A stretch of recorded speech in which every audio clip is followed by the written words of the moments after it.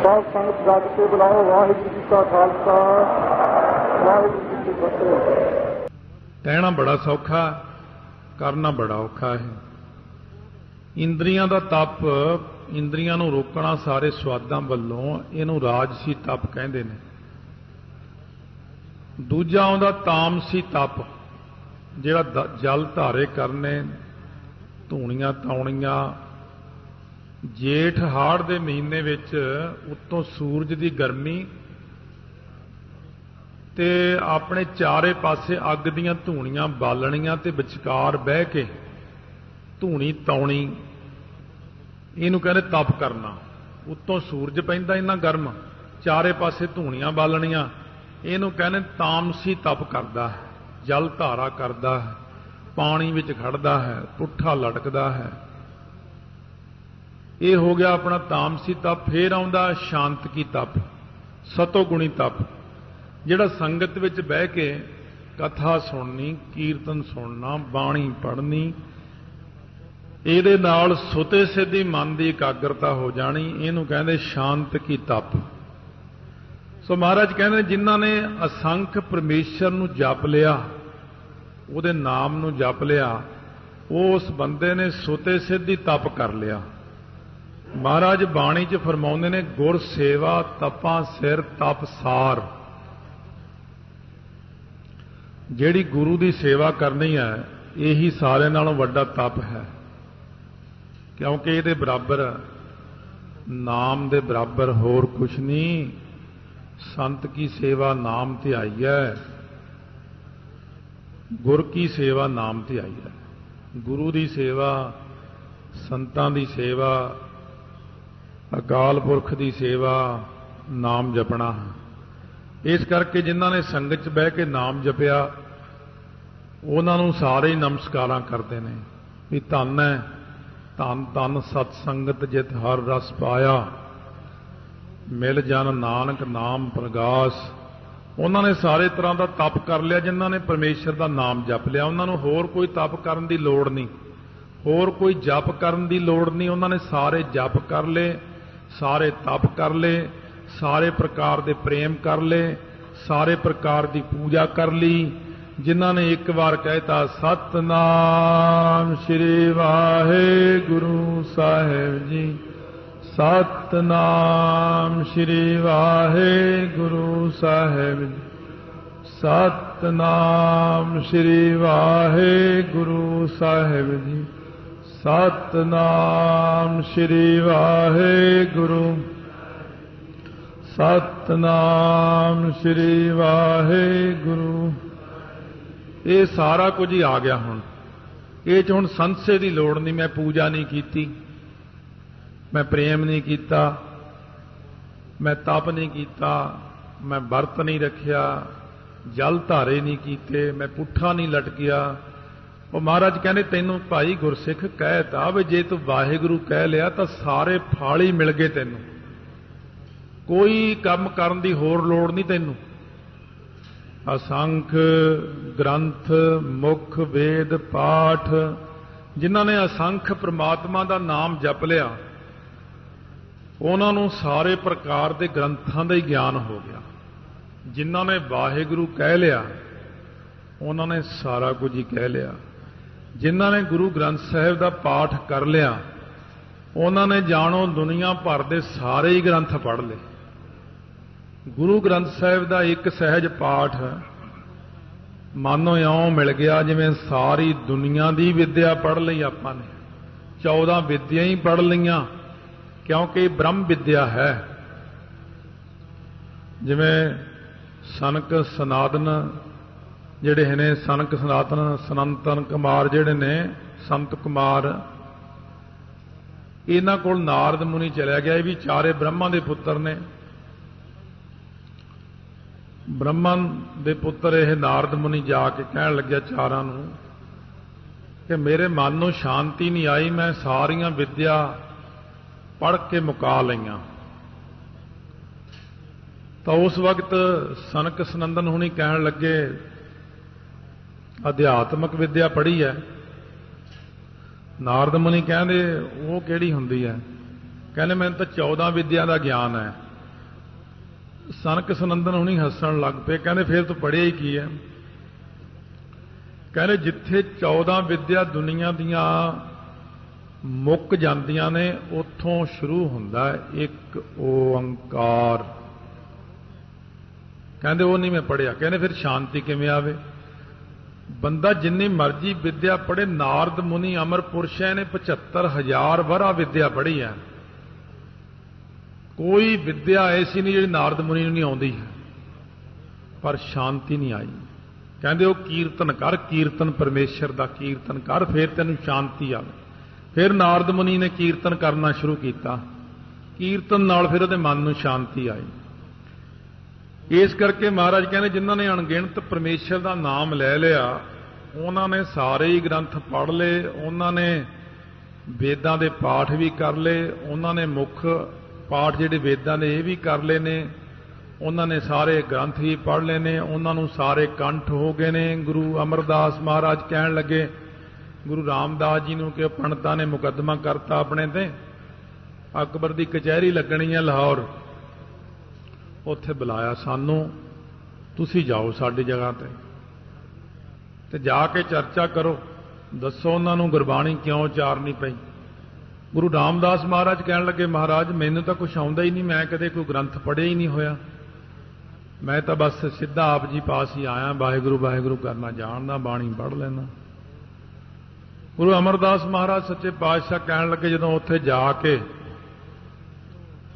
ਕਚਹਿਰੀ ਵਿੱਚ ਖੜੋਗੇ, ਮੂਲ ਮੰਤਰ ਦੇ 5 ਪਾਠ ਕਰਿਓ, ਤੁਹਾਡੇ ਖੱਬੇ ਹੱਥ ਸਾਰੀ ਦੁਨੀਆ ਦੇ ਗ੍ਰੰਥ ਖੜ ਜਾਣਗੇ ਆ ਕੇ, ਜਿਹੜੀ ਮਰਜ਼ੀ ਜਵਾਬ ਦੇ ਦਿਓ, ਜਿਹੜੇ ਮਰਜ਼ੀ ਵਿੱਚੋਂ। ਇਉਂ ਗੁਰੂ ਰਾਮਦਾਸ ਮਹਾਰਾਜ ਉਸ ਮੁਕੱਦਮੇ ਵੇਲੇ ਗਏ ਤੇ ਮੁਕੱਦਮਾ ਜਿੱਤ ਕੇ ਆਏ। ਸੋ ਜਿਨ੍ਹਾਂ ਨੇ ਵਾਹਿਗੁਰੂ ਕਹਿ ਲਿਆ ਉਹਨੇ ਸਾਰੇ ਹੀ ਗ੍ਰੰਥ ਪੜ੍ਹ ਲਏ, ਸਾਰੇ ਗ੍ਰੰਥ ਕੰਠ ਕਰ ਲਏ, ਸਾਰੇ ਹੀ ਫਲ ਲੈ ਲਏ, ਸਾਰੀਆਂ ਵਿਧੀਆਂ ਆ ਗਈਆਂ ਦੇ ਵਿੱਚ, ਅਸੰਖ ਗ੍ਰੰਥ ਮੁੱਖ ਵੇਦ ਪਾਠ। ਜਿਨ੍ਹਾਂ ਨੇ ਅਸੰਖ ਦਾ ਨਾਮ ਜਪਿਆ ਹੈ ਉਹਨਾਂ ਨੇ ਜਿਹੜੇ ਪਾਠ ਕਰ ਲਏ ਨੇ, ਪਾਠ ਦਾ ਅਰਥ ਇੱਥੇ ਹੁਣ ਪਾੜਨਾ ਹੈ, ਕਿਹਨੂੰ? ਗ੍ਰੰਥ। ਇਹ ਗ੍ਰੰਥ ਦਾ ਮਤਲਬ ਇੱਕੋ ਹੀ ਨਹੀਂ ਹੁੰਦਾ ਕਿ ਗ੍ਰੰਥ ਦਾ ਮਤਲਬ ਇੱਕ ਗ੍ਰੰਥ ਹੈ ਪੜ੍ਹਨ ਵਾਲਾ, ਗ੍ਰੰਥੀਆਂ ਹੁੰਦੀਆਂ ਨੇ, ਇੱਕ ਚਿੱਦ ਜੜ ਗ੍ਰੰਥੀ, ਸੰਸੇ ਗ੍ਰੰਥੀ ਤੇ ਕਰਮ ਗ੍ਰੰਥੀ, ਇਹ 3 ਨੇ। ਚਿੱਦ ਜੜ ਗ੍ਰੰਥੀ ਆਪਣੇ ਅੰਦਰ ਇਹ ਹੈ ਜਿਹੜਾ ਬੰਦਾ ਇਹ ਸਮਝਣ ਲੱਗ ਜਾਂਦਾ ਹੈ ਕਿ ਜਿਹੜਾ ਅਕਾਲ ਪੁਰਖ ਸਤ ਚੇਤਨ ਆਨੰਦ ਸਰੂਪ ਹੈ, ਉਹਨੂੰ ਤਾਂ ਬੰਦਾ ਸਮਝਦਾ ਕਿ ਉਹ ਅਸਤ ਜੜ ਦੁੱਖ ਰੂਪ ਹੈ। ਜਿਹੜੀ ਮਾਇਆ ਅਸਤ ਜੜ ਦੁੱਖ ਰੂਪ ਹੈ ਉਹਨੂੰ ਬੰਦਾ ਸਮਝਦਾ ਸਤ ਚੇਤਨ ਆਨੰਦ ਸਰੂਪ ਹੈ, ਉਲਟ ਸਮਝਣ ਲੱਗ ਜਾਂਦਾ। ਇਹਨੂੰ ਚਿੱਦ ਜੜ ਗ੍ਰੰਥੀ ਕਹਿੰਦੇ ਨੇ। ਚਿੱਦ ਜੜ ਗ੍ਰੰਥੀ ਇਹ ਹੁੰਦੀ ਜਿਹੜੀ ਪਰਮੇਸ਼ਰ ਦੀ ਪ੍ਰਾਪਤੀ ਵਿੱਚ ਰੁਕਾਵਟ ਪਾਉਣ ਵਾਲੀਆਂ ਚੀਜ਼ਾਂ ਨੇ, ਸਾਰੀਆਂ ਇਹ ਰੁਕਾਵਟ ਨੂੰ ਕਹਿੰਦੇ ਨੇ। ਇਹਨਾਂ ਨੂੰ ਕੱਟਣ ਵਾਸਤੇ ਨਾਮ ਹੀ ਸ਼੍ਰੋਮਣੀ ਆ ਸਾਰਿਆਂ ਨਾਲੋਂ। ਇਸ ਕਰਕੇ ਜਿਨ੍ਹਾਂ ਨੇ ਅਣਗਿਣਤ ਪਰਮੇਸ਼ਰ ਦਾ ਨਾਮ ਲੈ ਲਿਆ ਉਹਨਾਂ ਨੇ ਇਹਨਾਂ ਗ੍ਰੰਥੀਆਂ ਨੂੰ ਪਾਠ ਤੋਂ ਭਾਵ ਪਾੜ ਦਿੱਤਾ। ਜਿਨ੍ਹਾਂ ਨੇ ਪਰਮੇਸ਼ਰ ਦੇ ਨਾਮ ਨੂੰ ਜਪ ਲਿਆ ਉਹਨਾਂ ਨੂੰ ਮੁੱਖ ਵੇਦ, ਉਹਨਾਂ ਦੇ ਮੁੱਖ ਦੇ ਵਿੱਚ ਹੀ ਵੇਦ ਗਿਆਨ ਆ ਜਾਂਦਾ, ਉਹਨਾਂ ਦੇ ਹਿਰਦੇ 'ਚ ਹੀ ਗਿਆਨ ਆ ਜਾਂਦਾ ਸਾਰਾ। ਫਿਰ ਇਹਦੇ ਬਾਅਦ ਆਉਂਦੀ ਹੈ ਜਿਹੜੀ ਇਸ ਪ੍ਰਕਾਰ ਦੀ ਸੰਸੇ ਗ੍ਰੰਥੀ। ਸੰਸੇ ਗ੍ਰੰਥੀ ਵਿੱਚ 3 ਸੰਸੇ ਨੇ, ਪ੍ਰਮਾਣਗਤ ਸੰਸਾ, ਪਰਮੇਗਤ ਸੰਸਾ ਤੇ ਵਿਪਰਜੇ ਸੰਸਾ। ਇਹ ਆਪਾਂ ਨੇ ਮੂਲ ਮੰਤਰ ਦੇ ਅਰਥਾਂ ਵਿੱਚ ਸੁਣਿਆ ਸੀ, ਉਦੋਂ ਮੈਂ ਬੇਨਤੀ ਵੀ ਕੀਤੀ ਸੀ ਅੱਗੇ ਚੱਲ ਕੇ ਇਹਨਾਂ ਦਾ ਨਿਰਣਾ ਕਰਾਂਗੇ। ਪ੍ਰਮਾਣਗਤ ਸੰਸਾ ਇਉਂ ਹੁੰਦਾ ਵੀ ਜੇ ਕਈ ਬੰਦਿਆਂ ਨੇ ਗੁਰੂ ਗ੍ਰੰਥ ਸਾਹਿਬ ਦਾ ਸਾਰਾ ਪਾਠ ਨਹੀਂ ਕੀਤਾ, ਕੋਈ ਬੰਦਾ ਇਉਂ ਸੋਚੇ ਵੀ ਗੁਰੂ ਗ੍ਰੰਥ ਸਾਹਿਬ ਵਿੱਚ ਪਤਾ ਨਹੀਂ ਕੀ ਲਿਖਿਆ ਹੋਇਆ, ਸੰਸਾ ਹੋ ਗਿਆ। ਇਹਦੇ ਵਿੱਚ ਜੀਵ ਈਸ਼ ਦੀ ਏਕਤਾ ਬਾਰੇ ਲਿਖਿਆ, ਪਰਮੇਸ਼ਰ ਬਾਰੇ ਲਿਖਿਆ ਜਾਂ ਕੀ ਲਿਖਿਆ। ਜਦੋਂ ਉਹਨੇ ਪੜ੍ਹਿਆ ਸਰੂਪ ਸਾਰਾ ਏਕੋ ਹੈ ਭਾਈ, ਏਕੋ ਹੈ ਸਾਹਿਬ ਮੇਰਾ, ਏਕੋ ਹੈ। ਜਦੋਂ ਇਹ ਸਿਧਾਂਤ ਨੂੰ ਪੜ੍ਹਿਆ ਤਾਂ ਉਹਦਾ ਸੰਸਾ ਦੂਰ ਹੋ ਗਿਆ ਵੀ ਇਹਦੇ ਵਿੱਚ ਤਾਂ ਏਕਤਾ ਹੀ ਕਥਨ ਕੀਤੀ ਹੋਈ ਹੈ। ਜਿਵੇਂ ਜਹਾਂਗੀਰ ਨੇ ਮਨ ਦੇ ਅੰਦਰ ਸ਼ੰਕਾ ਕੀਤੀ ਸੀ ਕਿ ਗੁਰੂ ਗ੍ਰੰਥ ਸਾਹਿਬ ਦੇ ਵਿੱਚ ਤੁਸੀਂ ਮੁਸਲਮਾਨਾਂ ਦੇ ਵਿਰੁੱਧ ਲਿਖਿਆ ਸੀ ਸੁਣਿਆ, ਜਦ ਫਿਰ ਪ੍ਰਕਾਸ਼ ਕਰਕੇ ਮਹਾਰਾਜ ਦਾ ਹੁਕਮਨਾਮਾ ਸੁਣਾਇਆ ਉਹਨੂੰ हुक्मनामा सुनिया अव्वल अल्लाह नूर पाया कुदरत के सब बंदे, एक नूर ते सब जग उपजा कौन भले को मंदे। सारा हुक्मनामा सुन के फिर 51 मोहरां गुरु ग्रंथ साहिब नूं मत्था टेकियां जहांगीर ने। कहण लग्या बिल्कुल सही है। कहंदा सी महाराज मैनूं किसी ने शंका पाता भी गुरु ग्रंथ साहिब दे मुसलमानां दे उल्ट लिखिया होया है। फिर कहंदा एक बारी कहंदा माड़ा जिहा शंका होर है। कहंदे की? कहंदे एक हुक्मनामा होर सुणाओ। कहंदे हो सकदा है कुदरती आ गया किते होर गलती लिखी होवे कोई। फिर जब दूजा हुक्मनामा लिया फिर आया यक अर्ज गुफ्तम पेश तो दर गोस कुन करतार हक्का कबीर करीम तू बेऐब परवदगार। कहंदे ये तो साडी फारसी लिखी हुई अरबी लिखी हुई है। फिर लम्मा ही पै गया महाराज दे अगे। फिर 101 मोहर मत्था टेक दी। कहना वाकई गुरु ग्रंथ साहिब दे विच कोई ऐसी गल नहीं मैनूं किसी ने भड़काता। सो इस करके सतगुरु महाराज सच्चे पातशाह कहने जिन्ना ये मन के अंदर संसा हो जाता है।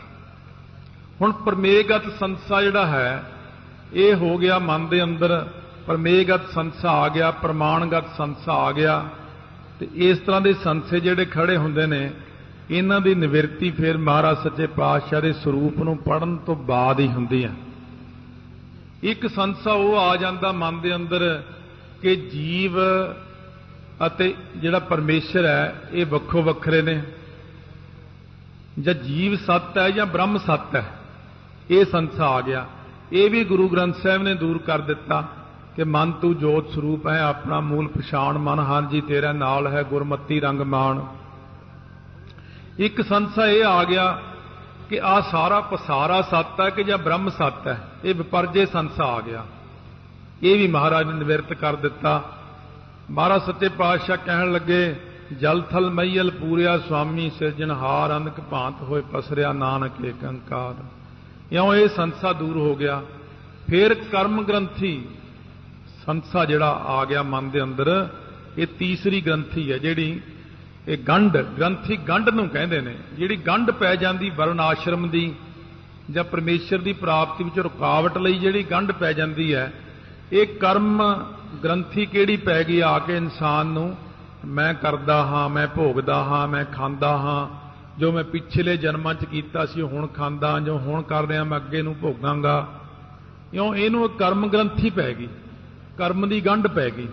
ये कर्म दी गंढ जिहड़ी गंढ पै जांदी है भगती विच रुकावट खड़ी हो जांदी है। गुरु ग्रंथ साहिब महाराज जी दी कर्म गंढ नूं दूर करदे ने, आ करके समझाउंदे ने कि ये जिहड़ा शरीर है तेरा नहीं, ये सारा कुछ तेरा नहीं, तू कोई करता नहीं, करता आप वाहिगुरु है। इस तरह इनू समझा के संगत च बिठा के ये मन का सारा संसा दूर करते हैं। इस तरह जिन्हां ने अकाल पुरख का नाम जप लिया उन्हां दे सारे प्रकार दीयां ग्रंथियां ही भाव जिहड़े गंढां सी वो सारियां ही पाट गईयां। गंढां दूर हो गईयां, रुकावटां दूर हो गईयां, संसे दूर हो गए। अंदरों अंदर पड़दे खुल गए। हौली हौली हौली अंदरों पड़दा खुलना शुरू हो जाता है। बंदे नूं सोझी पैण लग जाती है।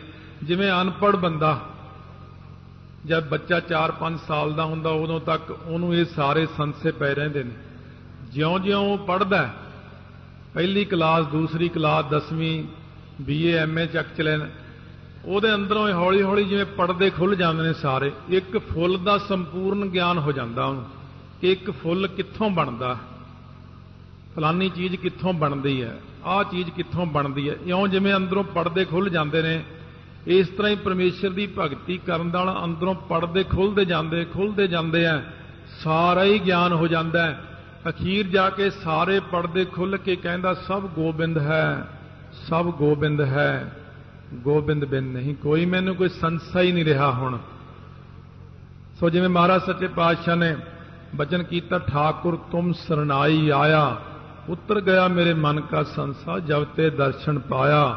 गुरु ग्रंथ साहिब ने कोल आउण नाल कथा सुनन नाल मेरे सारे संसे दूर हो गए।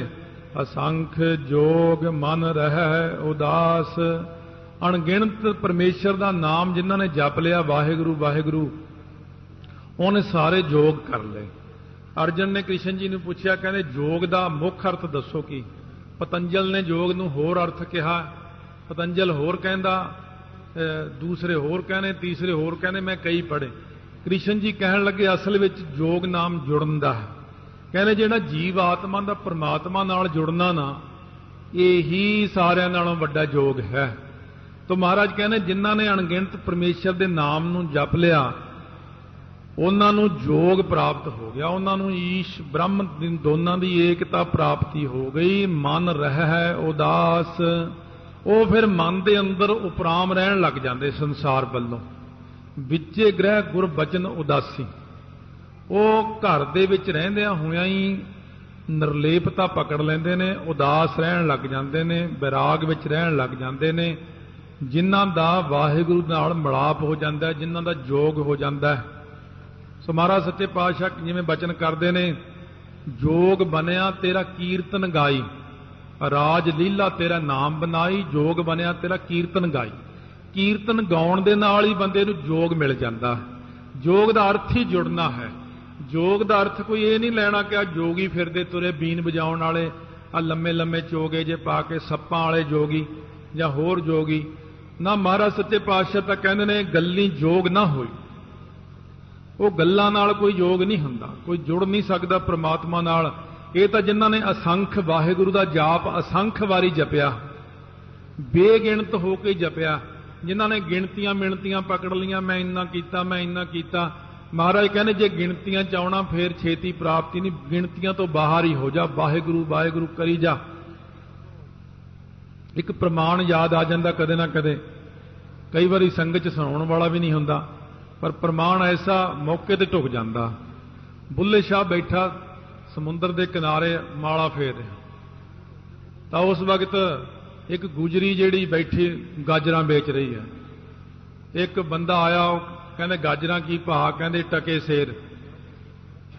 वो चुग चुग के चक्कण लग्या, कहनी चुगणियां नहीं, टके सेर सीधियां लैणियां लै नहीं जांदा बन, किसी नूं चुगण नहीं दिंदी, पैसे पकड़। एक होर आया मुंडा नौजवान जिहा, उन्हें जो गाजरां चुगियां, उन्हें गुजरी ने आप चुग चुग के सोहणियां सोहणियां गाजरां दित्ती।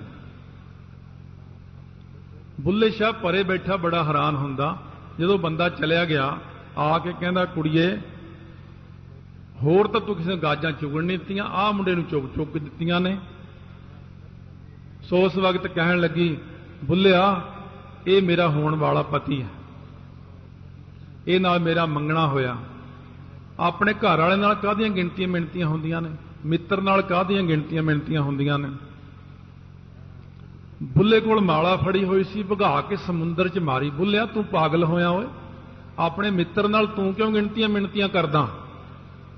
उत्थे ही बुल्ले ने माला सुट दित्ती, कहंदा अज लै भी अज तो मैं तेथों सिक्ख्या लै लई, गुणा का होवे वासला झोल अमृत पीजा। जिवें महाराज ने कहा भी माड़े फुੱਲ विचों भी मक्खी शहद लै जांदी है, बुल्ले ने उस लड़की तो ही सिक्ख्या लै ली। कहना अज तो मैं गिणती करनी नहीं, बेगिणत परमात्मा का बेगिणती नाम जपांगा, जदों है ही अणगिणत। इस करके महाराज कहने जिन्हां ने अणगिणत परमात्मा का नाम जपिया, वो मन के अंदर उपराम रहिंदे ने, जोग प्राप्त हो गया। संख भगत गुण ज्ञान विचार, जिन्हां ने असंख परमात्मा का नाम जपिया, उन्हें सारे प्रकार की भगती कर ली। नवदा भगती 9 प्रकार की भगती जिहड़ी आ जाती है।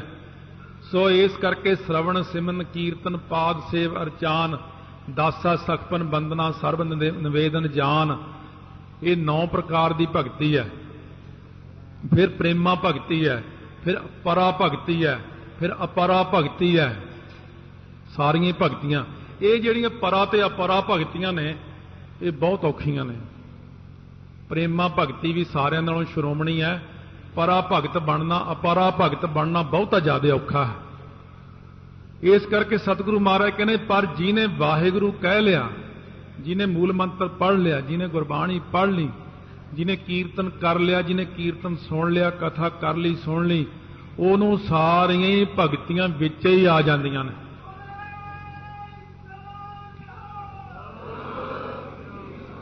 क्योंकि कलयुग विच सतसंगति सारियां नालों वड्डी भगती है। उसे कोल सारे गुण सत संतोख दया धर्म विचार ज्ञान ब्रह्म ज्ञान, परोक्ष ज्ञान, अपरोक्ष ज्ञान सारा कुछ विच ही आ गया। विचार सारे प्रकार के विचार भी उहदे कोले आ गए, जिन्हें आख लिया वाहे गुरु वाहे गुरु।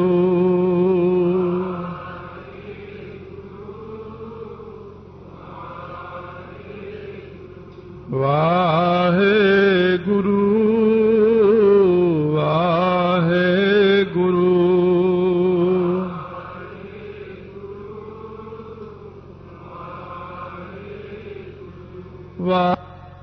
ध्यान किछ कर्म न जान, सार न जाना तेरी, सब ते वड्डा सतगुर नानक जिन कल। हुण धन गुरु नानक देव महाराज सच्चे पातशाह रोज़ अपने ते जपजी साहब के पाठ विच बख्शिशां करते हैं।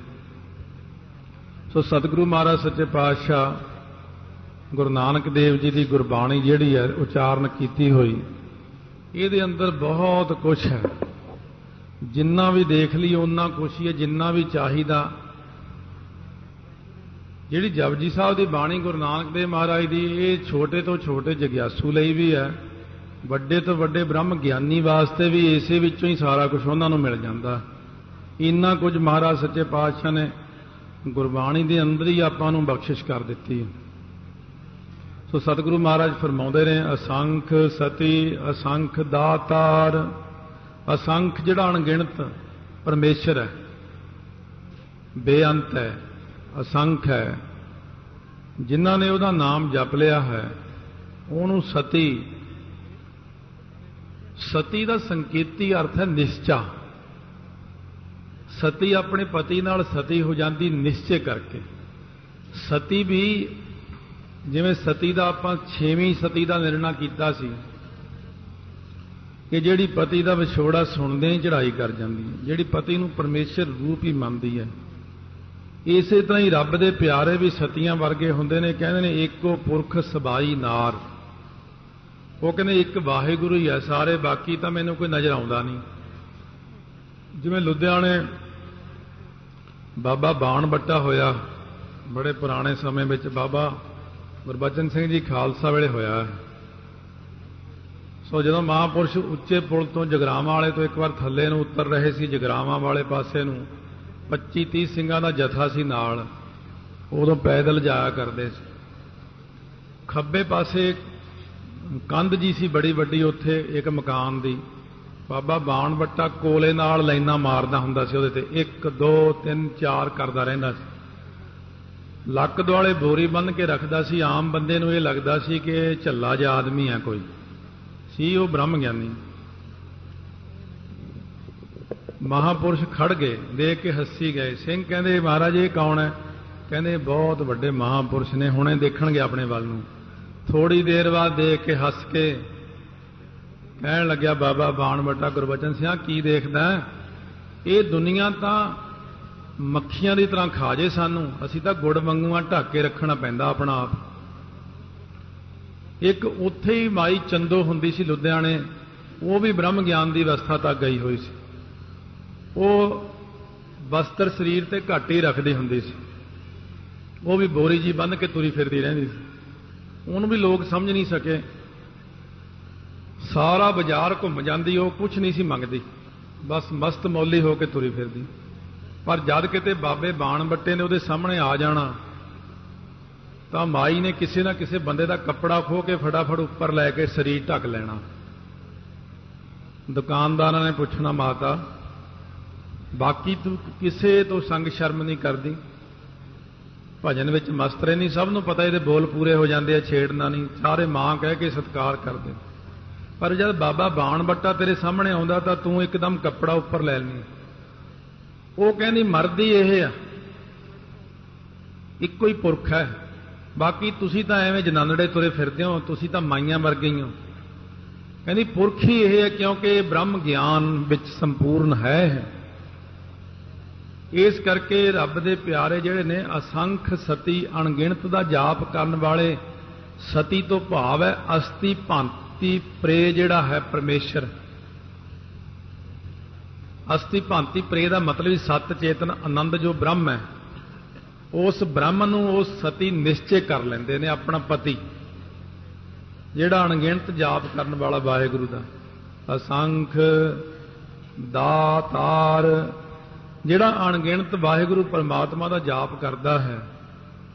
ਕਿੰਨਾ ਜਾਪ? ਕਹਿੰਦੇ ਜਿਹੜਾ ਅਸੰਖ ਹੀ ਜਾਪ ਕਰਦਾ, ਅਸੰਖ ਦਾ, ਗਿਣਤੀਆਂ ਮਿਣਤੀਆਂ ਤੋਂ ਪਰੇ ਜਾਪ ਹੋ ਜਾਂਦਾ ਹੈ, ਉਦੋਂ ਉਹਨੂੰ ਵਾਹਿਗੁਰੂ ਦਾਤਾਰ ਦੀ ਪਦਵੀ ਬਖਸ਼ਿਸ਼ ਕਰਦਾ ਹੈ। ਇੱਕ ਬ੍ਰਹਮ ਗਿਆਨੀ ਨੂੰ ਅਕਾਲ ਪੁਰਖ ਦਾਤਾਰ ਬਣਾ ਦਿੰਦਾ, ਦਾਤਾਂ ਵੰਡਣ ਵਾਲਾ ਬਣਾ ਦਿੰਦਾ। ਗੁਰੂ ਅਰਜਨ ਦੇਵ ਜੀ ਮਹਾਰਾਜ ਹਮੇਸ਼ਾ ਉਹ ਭਾਈ ਬਾਬਾ ਬੁੱਢਾ ਜੀ ਕੋਲੋਂ ਲੈ ਕੇ ਜਾਓ ਉੱਥੋਂ ਲੈ ਲਓ, ਉਹ ਦੇਣਗੇ। ਮਾਤਾ ਗੰਗਾ ਜੀ ਨੂੰ ਉੱਥੇ ਭੇਜਤਾ, ਦਾਤਾਰ ਬਣਾਤਾ ਬਾਬਾ ਬੁੱਢਾ ਜੀ ਨੂੰ।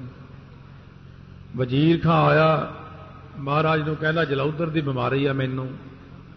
ਮਹਾਰਾਜ ਕਹਿੰਦੇ ਭਾਈ ਬਾਬਾ ਬੁੱਢਾ ਜੀ ਕੋਲ ਚਲਿਆ ਜਾ, ਉਹ ਠੀਕ ਕਰੇਗਾ ਤੈਨੂੰ। ਸਾਡਾ ਬਾਬਾ ਬੁੱਢਾ ਦਾਤਾਰ ਬਣ ਗਿਆ। ਜਦੋਂ ਵਜ਼ੀਰ ਖਾਂ ਬਾਬਾ ਬੁੱਢਾ ਜੀ ਕੋਲੇ